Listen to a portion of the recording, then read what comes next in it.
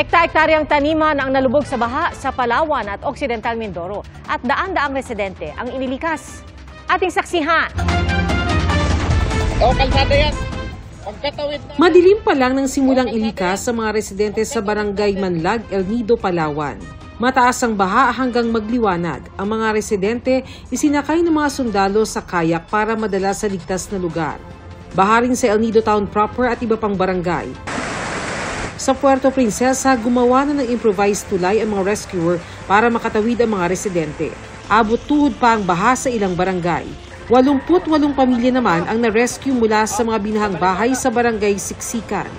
Ang ilang palayan sa bayan ng Rojas nagmistulang ilog dahil sa baha. 4 na barangay ang matinding naapektuhan habang nasa 400 individual ang inilikas. Lubog din ang ekta-ektaryang palayan at gulayan sa bayan ng Taytay, pati yung 10 araw pa lang na itatanim. Mataas din ang tubig sa Kalintaan, Occidental Mindoro.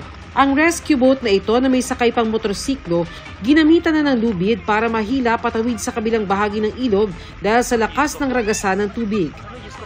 Malailog din ang bypass road sa Barangay Poblasyon dahil sa malakas na pag-ulan kaninang umaga. Pahirapan ang pagdaan hindi lang ng mga residente kundi maging ng mga sasakyan. Hoy, mga punla, naanod na. Sumabay rin sa pag-agos ng tubig ang mga punla ng palay. Pinasok din ng baha ang ilang silid-aralan sa Concepcion at Cansaliw Elementary School. Binahari ng bayan ng San Jose sa Occidental Mindoro kaya dahan-dahan sa pagdaan ang mga sasakyan.